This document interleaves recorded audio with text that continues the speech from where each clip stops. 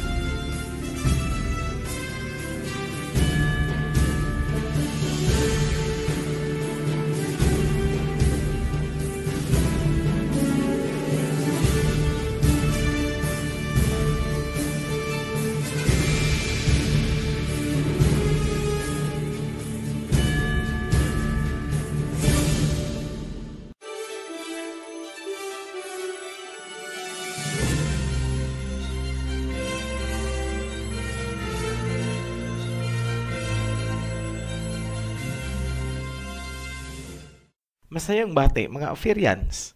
Magpapatuloy po tayo sa ating pagtatalakay tungkol sa Gihon River. Ito po ang pangatlo at panghuling segment ng Gihon River discussion.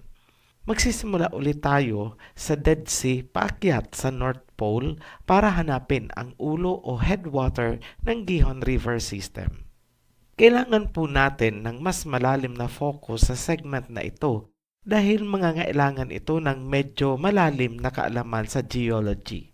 May mga scientific terms po tayo na gagamitin na walang katapat sa salitang Tagalog. Bago tayo magpatuloy, sariwain natin ang ilang mahahalagang kaalaman na nailabas na natin sa nakaraang video. Ang Gihon ay isang river system na may iba't ibang anyo. May mga bahagi na ito ay naging pools or lakes, fountains, o kaya valleys. Ang istruktura mula Dead Sea ay bahagi ng Jordan Rift Valley na bahagi naman ng mas malaking istruktura na tinatawag na Great Rift Valley. Umaabot ito hanggang sa dulo ng Africa kung saan matatagpuan ang Land of Cush na tinutukoy naman sa Genesis. Natukoy natin yan gamit ang impormasyon na nanggagaling sa dalawang propeta, sina Isaiah at Ezekiel.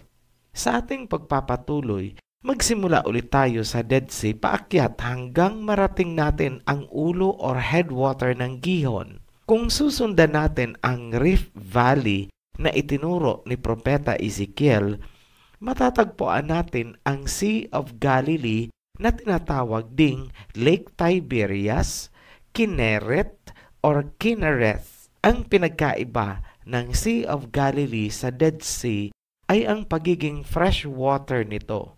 Samantala, ang Dead Sea ay maalat. Ayon sa Wikipedia, ang tubig ng Sea of Galilee ay nanggagaling sa Jordan River at mga underground or subterranean springs or channels. Ang tubig naman ng Jordan River ay nanggagaling sa Mount Hermon. Ayon sa Book of Enoch, ang Mount Hermon ang tirahan o lugar ng mga Gregory or Watchers. Ang Gregory o Watchers ay isang uri ng fallen angels na tinatawag sa Biblia na Sons of God. Sila ay tinalaga dito sa lupa upang maging tagapagbantay ng mga tao. Ngunit, ang mga fallen angels na ito ay nakipagniig sa mga daughters of man at ang kanilang mga anak ay tinawag na Nephilim. Ito po ay mga higante. Ang impormasyon na galing sa Book of Enoch ay kagaya rin ng sinasabi ng Genesis chapter 6 at Jubilees chapter 7 verses 21 hanggang 25. Hindi pa muna natin pag-uusapan ang tungkol sa Nephilim dahil hindi yan saklaw ng kasalukuyang topic. Ngunit, abangan nyo po yan pagdating natin sa mga prophecies. Nais lang natin bigyan ng diin na mahalaga ang sapat na kaalaman tungkol sa Genesis para sa sinumang nag-aaral ng prophecies. Hindi pwedeng tumalon sa Revelation kung walang sapat na kaalaman sa nilalaman ng Genesis. Magbalik po tayo sa ating pag-uusap tungkol sa Gihon River System. Mula sa Mount Hermon, umakyat tayo. Ang pinakamalapit na pool ay ang Caspian Sea at Black Sea. Bakit natin ito itinuturing na bahagi ng Gihon River System? Yan ay dahil sa kanyang geological history. Noong wala pang Caucasus, ang Black Sea at Caspian Sea ay iisa lamang. Ang Caucasus Land Bridge ay nabuo dahil sa collision ng Arabian Plate sa Eurasian Plate. Malaki din ang posibilidad na dahil sa collision na nangyari, kaya naharangan ang direktang koneksyon ng Gihon River System sa Black Sea at Caspian Sea. Ibig pong sabihin na misalign or nawala sa tamang linyada at posisyon ang mga channels. Gayunpaman, kitang-kita pa rin naman ang mga bahid ng dati nilang posisyon bago pa ang collision. Makikita pa rin ang direksyon na ang Dead Sea, Mount Hermon, Black Sea, at Caspian Sea ay nakalinyada. Kung papansinin din natin ang katangian ng Caspian Sea, ito ay tumutugma sa Gihon bilang isang depression at pool or lake. Isa itong inland sea na kagaya ng Dead Sea na matatagpuan sa Israel at yung mga lake na matatagpuan naman sa Africa. Isa pang katangian ng Caspian Sea na hindi maitatanggi bilang karugtong ng Gihon River System na itinuro ni Propeta Ezekiel ay ang naglalakihang salt deposits na tinawag na salt domes ng US Geological Survey. Kung natatandaan pa ang mga nakaraang video, ang salt deposits ay matatagpuan din sa Dead Sea sa Israel at Danakil Depression sa Africa. Ang Caspian Sea at Black Sea ay pinagdurugtong ng mga downstream rivers mula sa Rafah Mountain na mas kilala ngayon bilang Ural Mountain. Ang Ural Mountain Range ay isang napakalaki, napakalawak, at napakahabang water tower system na nagmumula sa North Pole or Polar North hanggang sa Kazakhstan. Ito ay maihahalin tulad natin sa Tibet Water Towers of Asia. Matatagpuan sa ilalim ng Ural Mountains ang naglalakihang lagusan ng tubig. Isang halimbawa dito ay ang Ordak Cave ng Russia. Ang subterranean network ng Ordak Cave ay isang maliit na hibla lamang ng napakalaki at sanga-sangang lagusan ng tubig sa ilalim ng Ural Mountains. Ayon sa mga explorers, it's just like a universe inside the Ordak Cave subterranean network. May isang katangian ang Ordak Cave na nais naming pansinin ninyo dahil ito ay kagayang-kagaya ng Gihon Spring Outlet na matatagpuan sa Israel.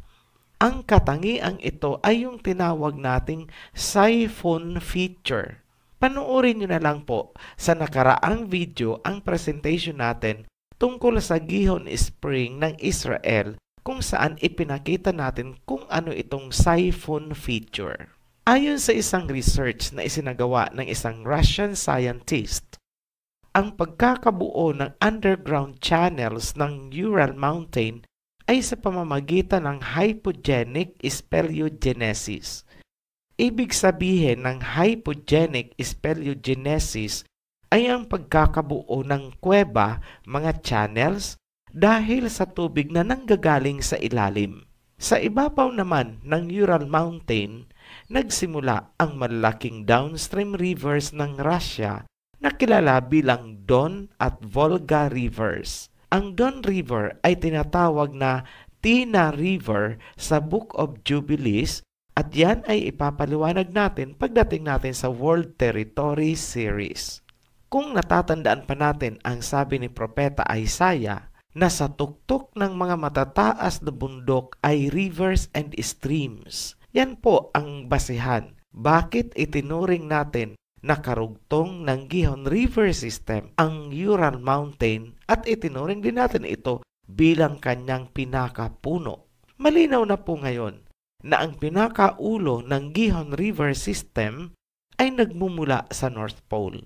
Ito ang Rapha Mountain o Ural Mountain Towers na may mga subterranean channels o mga lagusan sa ilalim. Sa ibabaw naman ng Ural Mountain, nanggagaling ang tubig ng Don at Volga rivers ng Russia.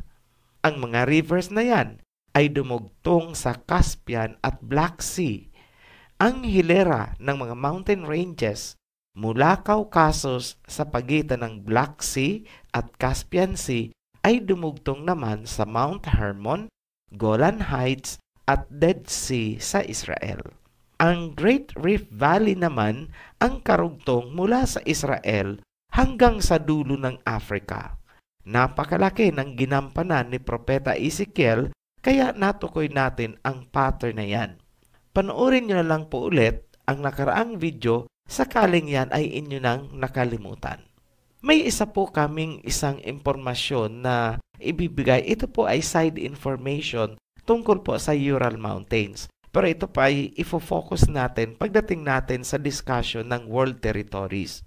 Ang Ural Mountains na kilala din noon, ancient name niya ay Rapha Mountain, yan po ang humahati o siya ang boundary sa pagitan ng Europe at Asia. Ipapaliwanag po natin ang kahalagahan ng Ural Mountains na yan pagdating natin sa world territories. So, yan po ang kabuuan ng Gihon River System. Sa mga nagsasabi na hindi biblikal ang mga impormasyon na binibigay natin, yan po ay isang misinterpretation.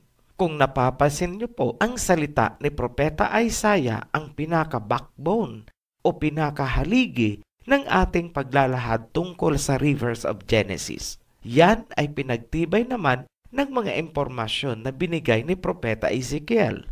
Ang sinasabi naman ng dalawang propeta ay lalo pang pinagtibay ng makabagong geology. Sa susunod nating video, ipapakita naman natin ang susunod na sanga ng River of Eden. Ito po yung Parat. Walang impormasyon na ibinigay ang Biblia tungkol sa Parat. Ngunit kung susundin ulit natin ang salita ni Propeta Isaiah, masasabi natin na ito ang pinakamadaling hanapin dahil sa tuloy-tuloy nitong istruktura. Hindi po yan naputol from North Pole down to South Pole. Marami na pong teorya ang lumabas tungkol sa lokasyon ng mga rivers of Eden. Ngunit, walang sino man sa kanila ang nagbibigay kung ano ang kaugnayan ng mga rivers of Eden sa mga end-time prophecies. Tahasan po naming sinasabi na maraming propesiya ang hindi maiintindihan kung hindi lubusang uunawain ang Genesis. Sabi nga sa salawikaing Pilipino, hindi ka makakarating sa iyong paruroonan kung hindi mo lilingunin ang iyong pinagmulan. May katumbas yan sa Ingles kung saan sinasabi, the more you look into the past, the more you understand the future. Ang nakaraan ay nagsimula sa Genesis at ang future ay ang mga sinasabi ng propesiya. Maraming pandaigdigang pangyayari ang magaganap na iikot or may kinalaman sa nakaraan. Ganyan kahalaga ang Genesis.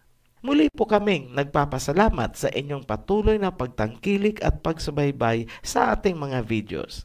Ito po ang Ophirian Heritage Conservatory.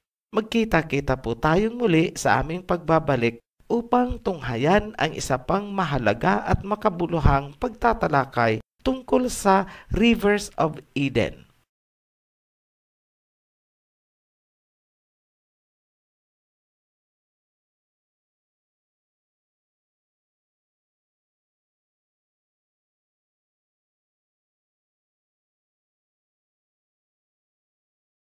Naniniwala po ako na ikaw na nanood ay maraming katanungan at unti-unting nabubuksan. ang iyong diwa. Kung nais mong magpatuloy, subaybayan ang nasabing video ng Mensahero ng Silangan. I-follow lang ito, i-share at i-subscribe. Maraming salamat po.